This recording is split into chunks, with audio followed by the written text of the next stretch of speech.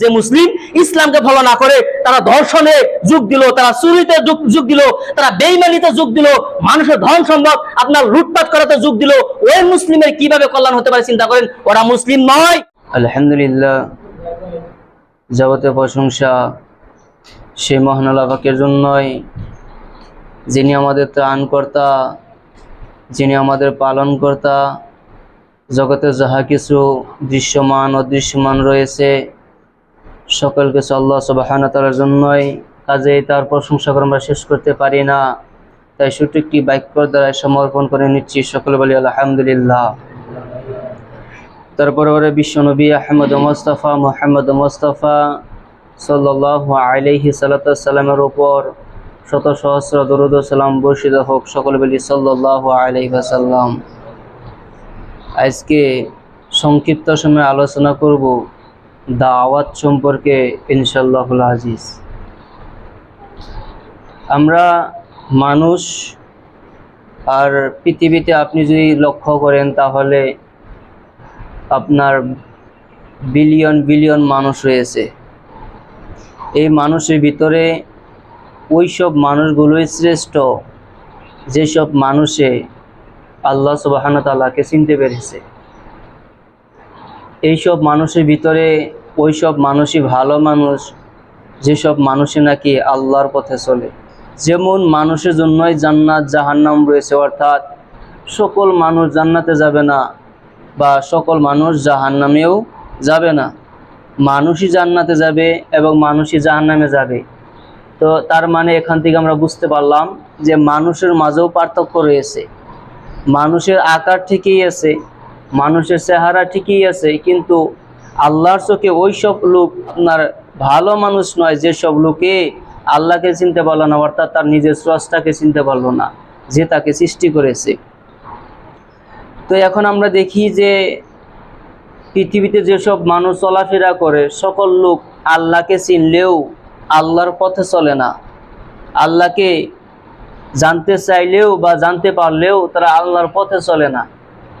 আর এই যে লোকেরা আপনার আল্লাহর পথে চলে না, যেসব লোকেরা আপনার আল্লাহর পথে চলে আর যেসব লোকেরা আল্লাহর পথে চলে না, এই দুই দল, এই দুই শ্রেণী কখনো এক হতে পারে না। আল্লাহ সূরা হাসরের মধ্যে বলেছেন যে যারা জান্নাতি মানুষ আর যারা জাহান্নামী মানুষ এরা কখনো সমান হতে পারে না। এখন আপনি আল্লাহকে চিনেন না আল্লাহর পথে চলেন, এটা হলো মূল বিষয়। যদি আপনি আল্লাহর পথে চলেন তাহলে আল্লাহ আপনার কথাই বলেছে যে আপনি ভালো মানুষ, আপনি মানুষের ভিতরে শ্রেষ্ঠ মানুষ, আল্লাহ এ কথা আপনাকে বলেছে। আর যদি আপনি আল্লাহকে চিনেন, আল্লাহকে জানেন, কিন্তু আল্লাহর পথে চলেন না, অর্থাৎ আল্লাহকে চিনা আল্লাহকে জানা মানে কি? আল্লাহকে চিনা মানে আল্লাহ বলেছে যে এটা করতে হয়, হ্যাঁ করতে হয়, আমি জানি কিন্তু আমি করি না। আল্লাহ বলেছে যে 5 ওয়াক্ত সালাত আদায় করতে হয়, আমি জানি কিন্তু আমি 5 ওয়াক্ত সালাত আদায় করি না। মিথ্যা কথা বলতে হয় না, মানুষের ক্ষতি করা যায় না, মানুষকে কষ্ট দেওয়া যায় না। এই বিষয়গুলো হচ্ছে কি ইসলাম। আর এই বস্তুগুলো আল্লাহর বিধান, অর্থাৎ আল্লাহ যা বলেছে ওগুলো আপনি জানেন। আল্লাহ যে পথ দেখিয়ে দিয়েছে ওই পথও আপনি চিনেন, কিন্তু মূল বিষয় যেটা আসে তা হলো কি যে আপনি ওই বিষয়টা ফলো করেন না, ওই বিষয়টা আপনি মানেন না, অর্থাৎ আপনি আল্লাহর পথে চলেন না। এটা হচ্ছে মূল বিষয়। এখন এই যে আজকে আমি যে টপিকটা নিয়েছি আলোচনা করার জন্য তাহলে কি দাওয়াত, অর্থাৎ আমি যে কথাগুলো বলতেছি এটা আমি আপনাদের সামনে দাওয়াত দিচ্ছি। আর এই কথাগুলো যে বলছি কার কথা বলছি? আল্লাহ সুবহানাহু ওয়া তাআলার কথা বলতেছি। এখন যদিও আল্লাহর ভাষা দিয়ে আমি আপনাকে বলতেছি না, যখন আমি কোরআনের আয়াতটা তুলবো এবং ব্যাখ্যা করব তখন আল্লাহর ভাষা দিয়ে আপনার সামনে আমি ব্যাখ্যা করলাম, কিন্তু আমি যে নিজের তরফ থেকে ব্যাখ্যা করতেছি এই কথাটার যেটা মূল অর্থ আপনার সামনে দাঁড়ায়, তাহলে আল্লাহর কথা আমি আমার নিজের ভাষা দিয়ে আপনাকে বোঝাচ্ছি। আল্লাহর কথা মানে যেটা বললাম যে আল্লাহর যেগুলো বিধিবিধান রয়েছে এই বিধিবিধান জানা এক কথা আর মানা এক কথা, জানা এক কথা আর মানা এক কথা। অর্থাৎ আমরা কিন্তু অধিকাংশ লোক জানা মুসলিম, আমরা জানা মুসলিম, কিন্তু এই জানা মুসলিম জান্নাতে যেতে পারবে না। একবার লক্ষ্য করেন না ইবলিস শয়তানের দিকে। ইবলিস শয়তানের থেকে ভালোভাবে আল্লাহকে আর কে চিনে? আমরা যারা দুনিয়াতে বসবাস করি না মুসলিম হিসেবে, আমরা কিন্তু ইবলিস শয়তানের মতন আল্লাহকে চিনতে পারি না। ইবলিস শয়তান আল্লাহকে খুব ভালো করে চিনছিল, কিন্তু সে না মানার কারণে সে বদকার হয়ে গেছে, সে জাহান্নামী হয়ে গেছে, কুলাঙ্গার হয়ে গেছে। আল্লাহ তাকে বিন্দু মাত্র সম্মানটুকু দুনিয়াতে দিল না। যখনই লোকেরা কোরআন পড়ে তখন বলে আউযু বিল্লাহি মিনাশ শাইতানির রাজিম, যাটাকুর শয়তানের উপরে জুতার বাড়ি পড়ুক, তাকে অপমান করা হয় এই শয়তানকে। কারণ আল্লাহর কাছে দোয়া করা হয়, আল্লাহ বিতাড়িত শয়তানের ওয়াসওয়াসা থেকে আপনি আমাদেরকে রক্ষা করেন, অর্থাৎ শয়তানের মুখে ঝাঁটা পড়ুক, শয়তানের মুখে জুতা পড়ুক। এইভাবে করে দোয়া করে আমরা কোরআন তেলাওয়াত করি, অর্থাৎ শয়তানকে লাঞ্ছিত অপমান করেছে কে? আল্লাহ সুবহানাহু ওয়া তাআলা। এটাই মূল বস্তু আমাদের সামনে দাঁড়ায় যে কি শয়তান আল্লাহকে জানলো কিন্তু শয়তান আল্লাহকে মানলো না। এই জন্য শয়তানকে আল্লাহ সুবহানাহু ওয়া তাআলা কি করলো? অপমান করলো, লাঞ্ছিত করলো, ধ্বংসের মুখে তাকে আপনার বের করে দিল। ধ্বংসের মুখে মানে শয়তান মরলে কোথায় যাবে? যেদিন পৃথিবী ধ্বংস হয়ে যাবে, যেদিন পৃথিবী শেষ হয়ে যাবে, ওই দিন শয়তানের যেটা আপনার শেষ স্থান তা হলো কি জাহান্নাম, অর্থাৎ শয়তান ধ্বংসের মুখে পড়ে গেছে।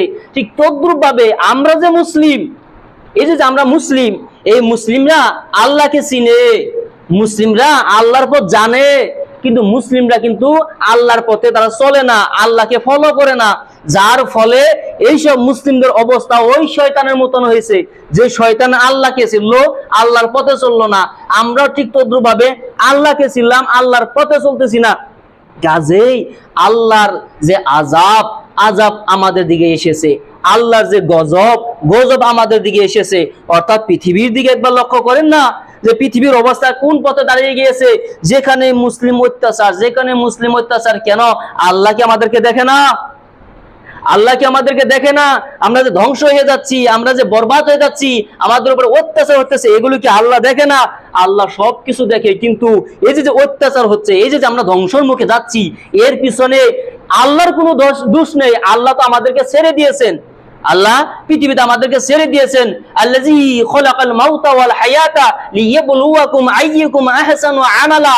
এ বান্দা, আমি তোমাকে পৃথিবীতে ছেড়ে দিয়েছি এবং জীবন এবং মৃত্যু রেখে দিয়েছি। এই জন্য রেখেছি যে তোমাকে পরীক্ষার জন্য দুনিয়াতে ছেড়ে দিয়েছি। এই পরীক্ষা হলো কি যে আল্লাহর পথ চিনতে হবে, আল্লাহর পথে চলতে হবে। অর্থাৎ তুমি একটিকে ধরে নিলা কিন্তু আরেকটিকে তুমি বুঝতে চেষ্টা করলা না। তো এই কারণে তোমার উপরে ধ্বংস এসে গেছে, এই কারণে তোমার উপর অত্যাচার হচ্ছে, এই কারণে আমাদের উপর অত্যাচার হচ্ছে। এই যে কথাগুলো বলছি এগুলো হচ্ছে দাওয়াতি কথা। এই দাওয়াত কে দিয়েছেন? বিশ্বনবী জনাবে মুহাম্মদুর রাসূলুল্লাহ সাল্লাল্লাহু আলাইহি ওয়াসাল্লাম। তিনি এই দাওয়াত দিয়েছেন যে আল্লাহর পথে না চললে কি হয়। ইবলিস শয়তানের কথা আমরা কি জানতাম না। আল্লাহই আমাদেরকে দাওয়াতের যে শিক্ষা, যে নিয়ম দিয়ে দিয়েছেন, এ লোকেরা শোনো, তোমরা ইবলিস শয়তানের ঘটনা তোমরা জানতে না। আমি নবী মুহাম্মদ সাল্লাল্লাহু আলাইহি ওয়াসাল্লামকে এই ইবলিস শয়তানের যে দাওয়াত নবী মুহাম্মদকে দিলাম, আর নবী মুহাম্মদ তোমাদেরকে জানিয়ে দিল যে কি ইবলিস শয়তান এই ভুল করলো, যার ফলে এই হলো। নবী লূত এই ভুল করলো, যার ফলে এই হলো। নবী অমুকের ঘটনা, তমুকের ঘটনা, আজ সামুদের ঘটনা, ফেরাউনের ঘটনা, নমরুদের ঘটনা, এই যে ইতিহাস পড়ে রয়েছে, এই প্রত্যেকটা ইতিহাস কিন্তু আমরা জানতাম না। আল্লাহ সুবহানাহু ওয়া তাআলা নিজে দাওয়াত দিল কার কাছে? নবী মুহাম্মদ রাসূলুল্লাহ সাল্লাল্লাহু আলাইহি ওয়াসাল্লামের কাছে। কে? আল্লাহ নিজে না, জিবরিলের মাধ্যমে। জিবরিলকে পাঠিয়ে দিলে, জিবরিল যাও আমার নবীর কাছে যাও, আমার নবীকে বলে দাও এই নমরুদের কথা, আমার নবীকে বলে দাও ফেরাউনের কথা। অর্থাৎ এইভাবে করে আল্লাহ সুবহানাহু ওয়া তাআলা নিজে জিবরিলের মাধ্যমে আল্লাহ নবীকে দাওয়াত দিল। আর আল্লাহ নবী আমাদেরকে লক্ষ্য করে, অর্থাৎ নবীর সামনে যতগুলো সাহাবা ছিল তাদেরকে উদ্দেশ্য করে কি করলো? এই দাওয়াত দিল। আর প্রত্যেকটা সাহাবারা নোট করা শুরু করলো যে আল্লাহ নবীর মুখ দিয়ে কোন কথা বের হলো, এটা টুকিয়ে তারা কিতাব আকারে বের করে দিল।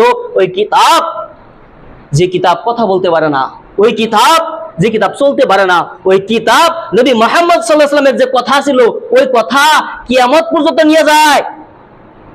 যে কিতাব চলতে পারে না, যে কিতাব কথা বলতে পারে না, ওই কিতাব যদি না চলে, ওই কিতাব যদি কথা না বলতে পেরে যদি কিয়ামত পর্যন্ত ইসলামের দাওয়াত দিতে পারে, তাহলে যেসব মুসলিম যাদের জন্য আল্লাহ সুবহানাহু ওয়া তাআলা জান্নাত বানিয়ে রাখলো, ওই সব মুসলিম যাদের জন্য আল্লাহ সুবহানাহু ওয়া তাআলা দুনিয়াতে এত আরাম আয়েশের জায়গা ব্যবস্থা করে দিল, ওই সব মুসলিম কথা বলতে পারে, ওই সব মুসলিম চলতে পারে। কিন্তু এই সব মুসলিমের দ্বারা ইসলামের দেখি উন্নত হয় না, এই সব মুসলিমের দ্বারা দেখি ইসলামের কোনো লাভ হয় না।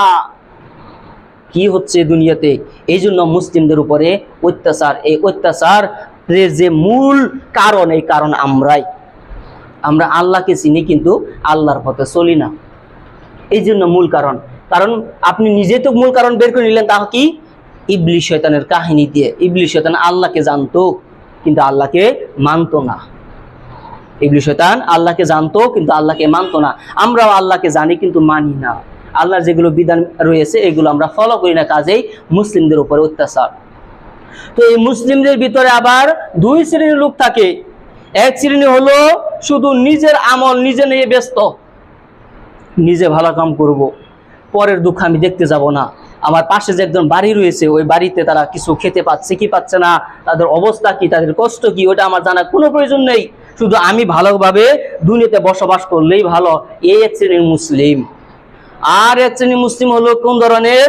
যারা নাকি নিজের চিন্তাও করে, আবার অপর মুসলিম যে ভাই রয়েছে ভাইয়ের চিন্তাও করে, হাই হাই আমার মুসলিম ভাইয়ের উপর অত্যাচার হয়, আমার মুসলিম ভাইয়ের বাড়িতে কোনো খাদ্যের ব্যবস্থা নেই, আমার মুসলিম ভাইকে অমুকে এই কথা বললো, এটা আমি মেনে নিতে পারি না। কারণ তারা কেন মেনে নিতে পারে না? তারা আল্লাহ নবীকে ফলো করে। মুহাম্মদ রাসূলুল্লাহ সাল্লাল্লাহু আলাইহি ওয়াসাল্লাম বলেছেন যে একজন মুসলিম অপর মুসলিমের যে শরীর রয়েছে, অর্থাৎ আপনার শরীর এবং আপনার মুসলিম ভাইয়ের যে শরীর রয়েছে, এই শরীর এক শরীর। অর্থাৎ পাকিস্তানে যে মুসলিম রয়েছে, আপনার বাংলাদেশে, আপনার সৌদি আরবে যে মুসলিম রয়েছে, ওই মুসলিমদের উপরে যখন কষ্ট দেওয়া হবে, তাদের উপর অত্যাচার করা হবে, তখন ভারতে বসে থাকা যে মুসলিম তার শরীরে জ্বলন হবে। যদি কোনো মুসলিমের শরীরে জ্বলন না হয়, তাহলে এই মুসলিম আর মুসলিম রয় নাই, এই মুসলিমের শুধু বডিটা রয়েছে, কিন্তু তার ইমানে মুসলিমের আকীদা নেই, মুসলিমের যে তাকত, ওই তাকত নেই। এই কথা মুহাম্মদ সাল্লাল্লাহু আলাইহি ওয়াসাল্লাম বলছে। অর্থাৎ মুহাম্মদ সাল্লাল্লাহু আলাইহি ওয়াসাল্লাম এই হাদিসের দ্বারা কি বোঝাতে চেয়েছেন? যে একজন মুসলিমের শরীর অপর মুসলিমের শরীর একটা শরীরই। এক মুসলিমকে যদি কেউ কষ্ট দেয়, অপর মুসলিম কষ্ট পেতে হবে। অর্থাৎ বাংলাদেশের মুসলিমের কষ্ট হলে ভারতের মুসলিমের কষ্ট হবে, ভারতের মুসলিমদেরকে যদি করে কেউ কষ্ট দেয়, বাংলাদেশ, আপনার পাকিস্তান, আপনার সৌদি আরব, আপনার যেগুলো লেবানন রয়েছে, ইরাক রয়েছে, ইরান রয়েছে, তাদের শরীরে কষ্ট হতে হবে। কারণ এগুলো হচ্ছে মুসলিম রাষ্ট্র। মুসলিম রাষ্ট্র হোক চাহে না হোক, পৃথিবীতে 197টি দেশ রয়েছে। 197টি দেশের ভিতরে আপনার 96টি দেশে মুসলিম রয়েছে। 97টি দেশের ভিতরে 196টি দেশের ভিতরে মুসলিম রয়েছে। একটি দেশে মুসলিম নাই, সেটা হলো পৃথিবীর সব থেকে ছোট দেশ ভ্যাটিকান সিটি। এই দেশে কোনো মুসলিম নাই। আর বাকি সব দেশে মুসলিম রয়েছে, কম বেশি হোক, 1% হোক, 2% হোক, আপনার 50% হোক, 98% হোক, কোনো কথা নাই। প্রত্যেকটা দেশেই আপনার মুসলিম রয়েছে, একটি দেশ বাদে। তো এই যে আপনার পৃথিবীর 196টি দেশে যে মুসলিম রয়েছে, এই প্রত্যেকটা দেশের মুসলিমদেরকে কষ্ট পেতে হবে। কিছুদিন আগে আপনার মক্কা কাবা শরীফের সামনের একটা ভিডিও দেখলাম। তো একজন লোক জিজ্ঞাসা করলো যে তোমার বাড়ি কোথায়? বলছে গাজায়। গাজা বলার সাথে সাথে তার চোখ দিয়ে পানি বের হয়েছে। মানে এমন হয়ে গেল যে সে গাজার কথা শুনে তার অন্তর ভেঙে গেল। তখন আমার ওই ভিডিওটা দেখে আল্লাহ নবীর ওই হাদিসটি স্মরণ হয়ে গেল যে একজন মুসলিমের শরীর অপর একজন মুসলিমের শরীর এক শরীর, এক মুসলিম কষ্ট পেলে অপর মুসলিম কষ্ট পায়। ওই ভিডিওটা দেখে সাথে সাথে আমার এই হাদিসটার কথা মনে পড়লো। লোকটি হুক হুকিয়ে কান্দা শুরু করলো, কারণ গাজায় যে মুসলিম রয়েছে, মুসলিমদের উপর অত্যাচার। এই যে গতকাল ঈদ গেল, এই ঈদের দিনে গাজার ভিতরে পুনরায় ইসরায়েলে অ্যাটাক করেছে। তাদের শান্তি বলে দুনিয়াতে কিচ্ছু নেই, পৃথিবীতে শান্তি বলে কিচ্ছু নেই। এই যে মূল বিষয়টি আসে, তা হলো কি জানেন? মুসলিমরা আল্লাহকে চিনলো কিন্তু মুসলিমরা আল্লাহকে মানল না। এর ফলে আপনি একটি আল্লাহ নবীর ভবিষ্যৎবাণী যদি হাদিস লক্ষ্য করেন, তাহলে দেখতে পাবেন মুহাম্মদ সাল্লাল্লাহু আলাইহি ওয়াসাল্লাম বলেছেন যে কিয়ামতের আগে এমন একটি সময় আসবে, কিয়ামতের আগে এমন একটি সময় আসবে যে মুসলিমরা অত্যাচারিত হবে। সাহাবারা জিজ্ঞাসা করলো, আল্লাহ নবী, কিয়ামতের আগে যে মুসলিমরা অত্যাচারিত হবে, মুসলিমদের সংখ্যা কি কমে যাবে? মুসলিমদের সংখ্যা কি কমে যাবে? আল্লাহ নবী বলবে, না, মুসলিমদের সংখ্যা করবে না, মুসলিম অগণিত হবে। মুসলিম অগণিত হবে, কিন্তু মুসলিম আল্লাহকে না মানার কারণে মুসলিমরা আপনার অত্যাচারিত হবে। এইবার যে আপনার মক্কা শরীফে হজ হলো, এই হজে কত মানুষ হয়েছে জানেন? 1,70,00,000 প্লাস মানুষ হয়েছিল। 1,70,00,000 প্লাস মানুষ হয়েছিল। ইতিহাসে এমন দ্বিতীয়বার হয়নি এত মানুষ। ওই যে আপনার আরাফার ময়দান, ওই আরাফার ময়দানে সকল হাজি উপস্থিত হলো, সকল হাজি। এই সকল হাজির যে একটি বিশাল এলাকা, বিশাল ময়দান, এই ময়দানের দিকে লক্ষ্য হলে এই হাদিসটা স্মরণ হয়ে যায় যে আল্লাহ নবী বলল যে আমার উম্মত কিয়ামতের পূর্ব মুহূর্তে কি হবে? অপমান হবে, অপদস্থ হবে, তাদের উপর অত্যাচার করা হবে। আল্লাহ নবী, মুসলিমদের সংখ্যা কি কমে যাবে? তখন আল্লাহ নবী বললেন না, অগণিত হবে, আমার উম্মত অগণিত থাকবে, থাকা সত্ত্বেও তাদের উপরে অত্যাচার হবে। একবার আপনি আজকে মসজিদ থেকে বের হয়ে ওই আরাফার ময়দানের একটা ফটো দেখে নিবেন যে আপনার চোখ আপনার ঘুরে আসবে, মানুষ আপনার চোখে শেষ দিতে পারবে না, চোখ দেখে শেষ দিতে পারবে না, এত মানুষ। গুনাহ তো আউট অফ সিলেবাস, গুনাহ আউট অফ সিলেবাস, কিন্তু আপনার যে চোখ যে দেখবে, এই চোখ দেখতে দেখতে যে একটা এরিয়া থাকে, এরিয়া পার হয়ে যাবে, মানুষ শেষ হবে না। খুব সামান্য লোক আপনার ওই ভিডিওর মধ্যে দেখা যায়, খুব সামান্য লোক ওই আরাফার ময়দানের আপনার উপস্থিত হয়েছে, বাকি অধিকাংশ লোক তার নিজ বাসস্থানে বসে রয়েছে, তারা সবাই মুসলিম। এত মুসলিম থাকাতে আপনার মোটামুটি বর্তমান পৃথিবীতে 8.2 বা 3 বিলিয়ন আপনার লোক রয়েছে পৃথিবীতে বর্তমান। এর ভিতরে আপনার 2 বিলিয়ন শুধু মুসলিম, 2 বিলিয়ন শুধু মুসলিম। এই যে মুসলিমের সংখ্যা পৃথিবীতে এত মুসলিম, এই মুসলিম থাকা তো মুসলিমের অত্যাচার হয় কেন?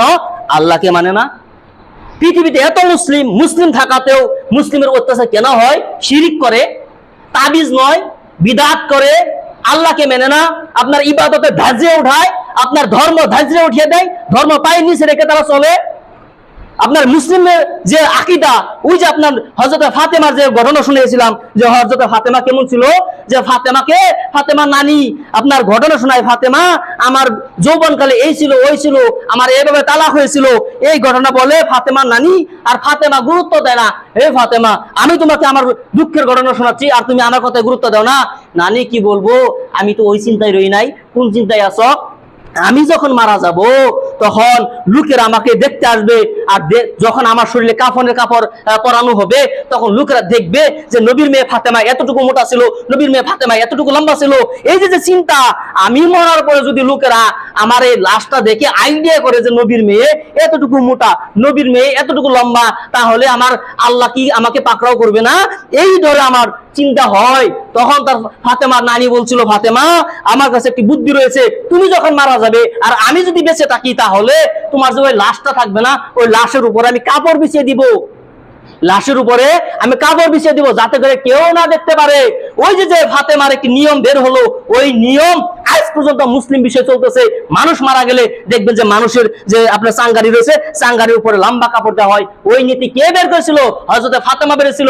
অর্থাৎ মৃত্যুর পরে মানুষের কোনো পাপ হয় না, মৃত্যুর পরে মানুষের কোনো পাপ যোগ হয় না, যদি সাদগাজারিয়ে পাপ না রেখে যায়। তারপরেও হযরতে ফাতেমা চিন্তা দেখেন, আর হযরতে ফাতেমাও মহিলা, আর আমাদের অঞ্চলের মানুষও মহিলা, নবীর মেয়ে ফাতেমাও মহিলা, আর বর্তমান পৃথিবীতে যেসব মহিলা আপনার চলাফেরা করতেছে তারাও মহিলা। তার সাথে এদের সাথে কি পার্থক্য? আপনি কত পার্থক্য আপনি চিন্তা করেন।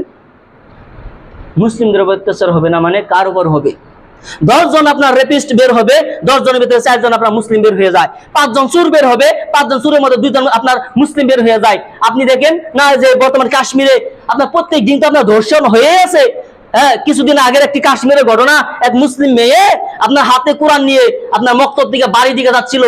ওই মেয়েকে আপনার ধর্ষিত করলে হাতে দিকে কোরআন ফেলে দিয়ে ওই মেয়েকে ধর্ষণ করে তাকে হত্যা করা হলো। কিছুদিন পূর্বে আপনার 2 দিন 3 দিন পূর্বে আপনার তামিলনাড়ুতে একদম 10 বছরের মেয়েকে আপনার ধর্ষণ করে তাকে হত্যা করা হলো। এইভাবে প্রত্যেক দিন ভারতে আপনার ধর্ষণ হচ্ছে। আর এই ধর্ষণের যদি 100 জনের লিস্ট বাইর হয় তাহলে ওই 100 জনের ভিতরে 5 জন 6 জন মুসলিম বের হয়ে যায়। এরা আবার মুসলিম। পাক ইসলামিক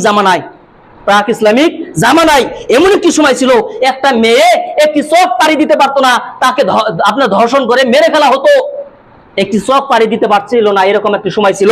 যখনই ইসলামিক জামানা আসলো, যখনই নবী মুহাম্মদ সাল্লাল্লাহু আলাইহি ওয়াসাল্লাম নবী হয়ে গেল, তখন থেকে যখন যত বিধান বের হলো, এমন হলো কি একটি মেয়ে, একটি কুমারী মেয়ে, একটি যুবতী মেয়ে 1 মাসের পথ পাড়ি দিয়ে আপনার এক জায়গায় থেকে অপর জায়গায় চলে যাবে অন্ধকার রাত্রিতে, কেউ তার দিকে তাকাবে না। এটাকে বলা হয় ইসলামিক যুগ। অর্থাৎ যে মুসলিম ইসলামকে ফলো না করে, যে মুসলিম ইসলামকে ফলো না করে, তারা ধর্ষণে যোগ দিল, তারা চুরিতে যোগ দিল, তারা বেঈমানিতে যোগ দিল, মানুষের ধন সম্পদ আপনার লুটপাট করাতে যোগ দিল, ওই মুসলিমের কিভাবে কল্যাণ হতে পারে চিন্তা করেন। ওরা মুসলিম নয়, ওরা মুসলিমের কাজ করে না। যেসব মুসলিমের দ্বারাই দর্শিতা হয়, যেসব মুসলিম মানুষের ক্ষতি করে, এটা কি মুসলিমের আকীদা হতে পারে? একটি লোকের ঘটনা শুনছিলাম, হাদিস নাকি আমি জানি না, কিন্তু একটি ঘটনা শুনছিলাম যে একটি লোক তাহাজ্জুদ প্রত্যেক দিন করে, একদিনও তাহাজ্জুদ ছাড়ে নাই। তো লোকটি একদিন তাহাজ্জুদ ছেড়ে দিল। তো তাকে জিজ্ঞাসা করা হলো যে আরে ভাই, তুমি কোনদিন তাহাজ্জুদ ছাড়ো না, আজকে যে তাহাজ্জুদ ছেড়ে দিলা? বলছে যে আমি যে চকিতে থাকি, ওই চকির সামনেই একটা মুসলিম ভাই শুয়েছিল। তো আমি যদি ওখান থেকে পার হতে চাই, সে ঘুম থেকে চেতন হয়ে যাবে, সে কষ্ট পাবে, কাজে আমি তাকে কষ্ট দিতে চাইলাম না, এই জন্য আমি তাহাজ্জুদই বললাম না। যদিও এটা হাদিস না, হতে পারে ঘটনা, বা হাদিসও হতে পারে, বা ধরে নিলাম ঘটনা। এখান থেকে আপনি কি শিক্ষা পেলেন? যে একজন মুসলিম তাহাজ্জুদ ছেড়ে দেয় কেন? যাতে অপর মুসলিম ভাই কষ্ট না পায়। আমি চাই না যে আমার মুসলিম ভাই আমার দ্বারা কষ্ট হোক। আর আমরা মানুষকে কিভাবে কষ্ট দেই? 5 জন মানুষের সাথে যখন কথা বলি, কিভাবে গালিগালাজ পারি, আমরা কিভাবে কষ্ট দেই, তার সাথে আপনার ব্যবহার কিরকম করি, আমরা কিন্তু ওগুলো খেয়াল করি না। এটা মুসলিমের চরিত্র নয়, এটা মুসলিমের চরিত্র নয়। মুসলিমের চরিত্র হবে এরকম আয়নার মতো। অর্থাৎ আপনি যেরকম, আয়নাই কিন্তু ওই রকমই আপনাকে দেখায়। আপনি যেরকম আয়নার সামনে দাঁড়াবেন, ঠিক তদ্রুপভাবে আপনার ওই চেহারাটা দেখাবে। এটার নাম হচ্ছে মুসলিম। মুহাম্মদ সাল্লাল্লাহু আলাইহি ওয়াসাল্লামের ব্যাপারে আল্লাহ সুবহানাহু ওয়া তাআলা কোরআনে বলেছেন, লাকাদ খালাকনাকুম ফি রাসূলিল্লাহি উসওয়াতুন হাসানা। এই যে মুহাম্মদ সাল্লাল্লাহু আলাইহি ওয়াসাল্লামের ভিতরে রয়েছে আমাদের জন্য উত্তম আদর্শ। কার কাছে রয়েছে? মুহাম্মদ সাল্লাল্লাহু আলাইহি ওয়াসাল্লামের কাছে। অর্থাৎ ওই নীতি যখন আমাদের মাঝে আসবে, তখন আমরা হব কি? উত্তম আদর্শ মানুষ। আর যদি আমরা আদর্শবান মানুষ না হই, তাহলে আমাদের উপরে অত্যাচার হবেই। অত্যাচার কেন হবে না? এখন আপনি দেখেন, আপনি কতটুকু আদর্শবান মানুষ, আপনি কতটুকু আদর্শবান মুসলিম। আপনার দ্বারাই মানুষ কষ্ট পায় কি পায় না? আপনি কাউকে গালি পারেন না, পারেন কি পারেন না? আপনার দ্বারা কোনো মানুষ ভয় পেয়েছে কি পায় নাই? আপনার হাত কোনো মুসলিমের উপরে উঠছে কি উঠছে না? আপনার যে বিবেক দিয়েছেন আল্লাহ সুবহানাহু ওয়া তাআলা, এই বিবেকের দ্বারাই অন্য মুসলিম কষ্ট পাইছে কি পায় নাই? যদি আপনার দ্বারা কষ্ট পায়, যদি আপনি কারো ক্ষতি করে থাকেন, আপনি যদি কারো বস্তু মেরে থাকেন, তাহলে আপনি আদর্শবান মুসলিম, ভালো মুসলিম নয়। আল্লাহ নবী যে দাওয়াত দিয়ে থেকে গেল, আল্লাহ নবী যে দাওয়াত এই কিতাব আকারে কিয়ামত পর্যন্ত চলতেছে, এই কোরআন, এই হাদিস, এই হাদিসের কথা আপনি কি মানলেন? অর্থাৎ এক কথায় বলতে হয়, ওই যে একটি কোরআনের আয়াত, ওই যে কোরআনের একটি আয়াত কাফেরদের ব্যাপারে আপনার নাজিল হয়েছিল, যে কি, যে কিছু কিছু মুসলিম আপনার এইরকম চতুষ্পদ জানোয়ারের মতন। আল্লাহ সুবহানাহু ওয়া তাআলা বলছেন বালহুম আদল, বরং জানোয়ার থেকে নিকৃষ্ট কিছু কিছু মানুষ, কিছু কিছু মানুষ জানোয়ারের মতো। উলাইকা কাল আনআম, এরা হচ্ছে চতুষ্পদ জানোয়ারের মতো। আল্লাহ বলে বালহুম আদল, বরং জানোয়ারের থেকেও নিকৃষ্ট। যাদের কাছে ইসলামের পথ আপনার ডাক যায়, যাদের কাছে ইসলামের নিয়ম যায়, যাদের কাছে ইসলামিক আইন যায়, আইন দেখা সত্ত্বেও, আল্লাহ ডাক শোনা সত্ত্বেও, নবীর ডাক শোনা সত্ত্বেও তারা যখন ইসলাম থেকে মুখ ফিরিয়ে নেয়, এরা হচ্ছে জানোয়ারের মতো। এখন আপনি দেখেন যে আপনি আল্লাহ ডাক মানেন কি মানেন না, আল্লাহর বিধান মানেন কি মানেন না, না আল্লাহর বিধান আসে আর আপনি পাউতে লুটিয়ে আপনি মাটিতে ঘষে সেজদা দেন, আপনি আমল করেন না। অর্থাৎ আমল না করা মানে এটা বর্জন করা। কিন্তু আমল না করলেই যে আপনি কাফের হয়ে যাবেন তা হবেন না। কিন্তু যে আইন আসলো আল্লাহর, যে আইন আল্লাহ আসলো, ওই আইনটাকে অস্বীকার করার সাথে সাথে আপনি কাফের হয়ে যাবেন, ইসলাম থেকে খারিজ হয়ে যাবেন। আপনার ঈদের ময়দানে ওই যে আপনার যে 6:30 ঈদের টাইম বানানোর জন্য মিটিং এ বসা হলো, ওইখানে একজন লোক বললো, নাম বলবো না, নাম বলে গীবত হয়ে যাবে, একজন লোক বললো যে সরকারে ভালো কামই করতেছে। কি কাম করতেছে? সরকারে বহু বিবাহ বন্ধ করে ভালো করছে। ইউসিসি যে আইন রয়েছে, এই আইনে ভালো করছে। কি আরে, অনেক লোক বিয়ে করে, 8-10 জন পয়প্লান হয়, পয়প্লানের খবর রাখে না, এরকম হয়েছে ওইরকম, সেটা বন্ধ করে ভালো করছে। এই যে ভালো করছে, মানুষ যে তার বউ পুরানের খবর রাখে না, এ কথা সত্য, তবে ভালো কথা। কিন্তু এই যে লোকটি যে বললো যে সরকারে ভালো করছে এই আইনটা উঠিয়ে দিয়ে, তার মানে কি আল্লাহর যে আইন, আল্লাহ সুবহানাহু ওয়া তাআলা যে সূরা নিসার মধ্যে এই 4 বিবাহের কথা বললো যে তোমরা 4 বিবাহ করো, ওই লোকটির জ্ঞান থাকা দরকার, ওই ব্যক্তির জ্ঞান অর্জন করা দরকার ইসলামের সম্পর্কে। যে আল্লাহ বলে নাই যে যে কেউ বিবাহ করবে আর 4 বিবাহ করবে, মন ইচ্ছা করে নিবে, তাকে বিবাহ করতে বলা হয় নাই। ওই ব্যক্তিকেই বিবাহ করতে বলা হয়েছে যে ব্যক্তি নাকি 4টা বউ একসাথে রাখতে পারে আর সকলের ক্ষেত্রে সম ব্যবহার করতে পারে, মানে সকলের ক্ষেত্রে ভালো ব্যবহার করতে পারে। মানে প্রথম বউকে যেভাবে দিবে দ্বিতীয় বউকে ওইভাবেই দিতে হবে, মানে তার চোখে যেন তারতম্য না হয়, সকলকে সমপরিমাণ দেখে, তাকে বিবাহ করতে বলা হয়েছে। নজু ফজু আপনার 5 টাকা কামাই নাই, তাকে কি 4 বিবাহ করে সকলকে ভিক্ষা করিয়া টাকা ইনকাম করার জন্য ইসলাম কি বলেছে? বলে নাই। মোট কথা হলো এই যে আপনার সংসদে যে আইন পাশ হলো আর বলছে যে 4 বিবাহ, অর্থাৎ এক কথায় বহু বিবাহ বন্ধ, এই আইন ইসলাম বিরোধী আইন। এই আইন ইসলাম বিরোধী আইন। এই আইন মুসলিমরা মানতে হবে। কেন? সরকার যেহেতু কি হচ্ছে আপনার বেদিন সরকার, আর বেদিন সরকারের ক্ষেত্রে যে ইসলামিক মুহাদ্দিস রয়েছে তাদের যে ফতোয়া, তা হলো কি যখন বেদিন সরকার মানুষকে চাপ দিবে, যখন বেদিন সরকার কোনো কি আইন বের করবে, আর ওই আইন যদি এরকম হয়ে যায় যে মানা সম্ভব, তাহলে মানতে হবে। আর যদি এরকম হয়ে যায় যে কোনো মুসলিম নামাজ পড়তে পারবে না, যদি এরকম বিধান বের করে দেয়, তাহলে কোনো মুসলিমের জন্য জায়েজ আছে? জায়েজ নেই। যদি সরকার বলে যে নামাজ পড়া যাবে না, বিলালকে তো বলেছিল, বিলালকে তো বলেছিল যে বিলাল তুমি তোমার ধর্ম ছেড়ে দিয়ে চলে আসো, নাহলে তোমাকে হত্যা করবো। তাহলে বিলাল বলেছিল যে তোমরা যদি আমাকে হত্যাও করো আমি আমার ধর্ম ছাড়বো না। বিলালকে গরম মরুভূমিতে পায়ের মধ্যে রশি বেঁধে হেঁচড়ে বিলালকে মরা পর্যন্ত নিয়ে গেছিল, মরে নাই, মরা অবস্থায় নিয়ে গেছিল। তবু বিলাল বলছিল আহাদ আহাদ, আল্লাহকে ডাকে, এক আল্লাহ এক আল্লাহ। বিলাল বলেছিল, অর্থাৎ তার জীবন যাবে কিন্তু ঈমান যাবে না। এই মুসলিমরা দেখা যায় যে আপনার কিছু কিছু ক্ষেত্রে তারা কিছু কিছু আইন মানতে হবে। যেমন আপনার গরু কুরবানি দিচ্ছে না, মানতে হবে। পলিয়ে চুপচাপে কুরবানি দেওয়া, এটা অধিকাংশ উলামার মতে ঠিক নয়, তবে না দেওয়া ভালো। এরকম যেহেতু আইন পাশ হলে ওই জায়গায় না দেওয়া ভালো, এটা বেশিরভাগ উলামার ফতোয়া। কিন্তু এখন মূল টপিক আসি, 1 মিনিটে শেষ হবে খুতবা। তাহলে কি যে মূল টপিক, সেটা হলো যে এই যে সরকারে যে আইন বের করে, আপনি মনে করছেন যে এই আইন সরকারে এমনি বের করে? এই আইন সরকারে এমনি বের করে না। মূল কথা হলো যেমন নমরুদ কষ্ট দিয়েছিল মুসলিমদেরকে, যেমন ফেরাউন কষ্ট দিয়েছিল মুসলিমদেরকে, ঠিক তদ্রুপভাবে মুহাম্মদ সাল্লাল্লাহু আলাইহি ওয়াসাল্লামের জামানায় যেটা মেন কাফের ছিল, যে সিনেমা দেখেন না, সিনেমার মধ্যে হিরো থাকে বিলেনও থাকে, ওই হিরো আর বিলেন এরকম একটা যুগ থাকে। প্রত্যেকটা জামানায় একটা করে হিরো থাকে, প্রত্যেকটা জামানায় একটি করে বিলেন থাকে। নবী মুহাম্মদ সাল্লাল্লাহু আলাইহি ওয়াসাল্লামের জামানায় নবী মুহাম্মদ ছিল হিরো, আর আবু জাহেল, আবু উতবা, সাইবা, ওয়ালিদ ইবনে মুগিরা এরা ছিল কাফের, কিন্তু কাফের লিডার ছিল কে? আবু জাহেল। ঠিক নবী ইব্রাহিমের জামানায় ইব্রাহিম ছিল লিডার, ইব্রাহিম ছিল হিরো, আর নমরুদ ছিল আপনার বিলেন। ঠিক তদ্রুপভাবে নবী মূসার জামানায় মূসা ছিল হিরো, কিন্তু ফেরাউন ছিল কাফের। এই জামানায় যে ভিলেন এরাই হচ্ছে নরেন্দ্র মোদী, ভিলেন এরাই হচ্ছে হিমন্ত, ভিলেন এরাই হচ্ছে যোগী আদিত্যনাথ, এরাই হচ্ছে ভিলেন। কিন্তু হিরো কে?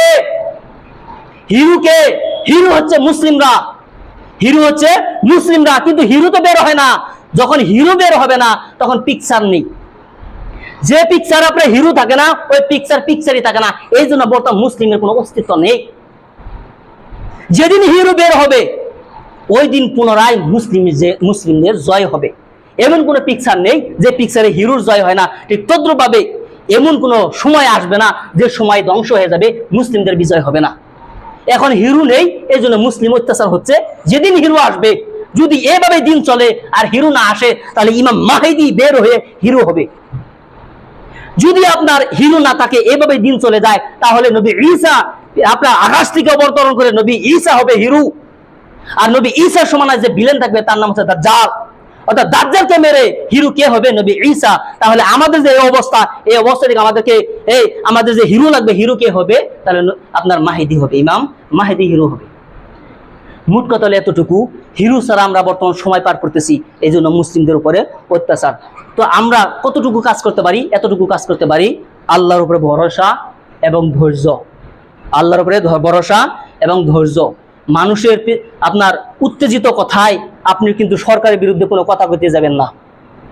কারণ একজন হিন্দু যদি একটা ভুল কাম করে, তাহলে ও যে কথাটা বললো ওই কথার কারণে শুধু ভুল হবে আর তার শাস্তি হবে। কিন্তু একজন মুসলিম যদি কোনো সরকারের বিরুদ্ধে কোনো ভুল করে, শুধু ওই ভুল কথার কারণে শাস্তি হবে তা না, ও মুসলিম এই কারণে পূর্বে শাস্তি হবে, দ্বিতীয় নম্বরে যে কথা ভুল করেছে ওই ভুল কথা করার কারণে তার উপর শাস্তি হবে। কাজেই এই যে বর্তমানে যে ফেসবুকের জামানা, এই যে আপনার ইউটিউবের জামানা, ইনস্টাগ্রামের জামানা, এই জামানায় লোকেদের উস্কানিমূলক যে কথা রয়েছে, এই কথার কারণে কোন কি আপনি যে পোস্ট করবেন, এই পোস্টটা জেনে বুঝে বুদ্ধি খাটিয়ে কাজ করবেন। এই সময়ে বর্তমান মুসলিমদের যে মেন কাম তা হলো কি ধৈর্য ধারণ করা, ওয়াতাওয়াসাবিল হাক্কি ওয়াতাওয়াসাবিস সবর, অর্থাৎ হকের ভিতরে থেকে ধৈর্য ধারণ করতে হবে, হকের ভিতরে থেকে ধৈর্য ধারণ করতে হবে, না হলে মুসলিম আরো অত্যাচারিত হবে। আল্লাহর কাছে দোয়া করি এই যে মুসলিমদের উপরে যে অত্যাচার হচ্ছে, এই অত্যাচার থেকে মুসলিমদেরকে আল্লাহ শিফা দান করুক, আমিন।